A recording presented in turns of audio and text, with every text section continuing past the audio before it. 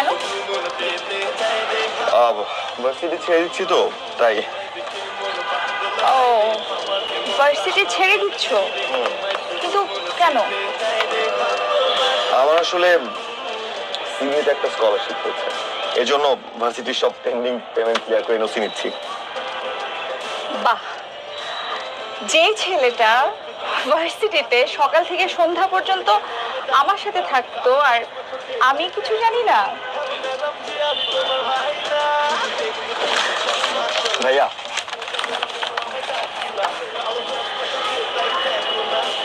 না জানার কারণ হলো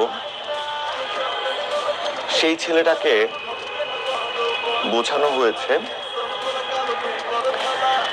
আরেকটা মানুষকে তুমি যতই সকাল থেকে সন্ধ্যা পর্যন্ত দাও না কেন, নিজের জীবনের চাইতে বেশি প্রায়োরিটি দাও না কেন, ক্যারিয়ারের খেলায় পিছিয়ে গেলে হেরে যেতে হয়।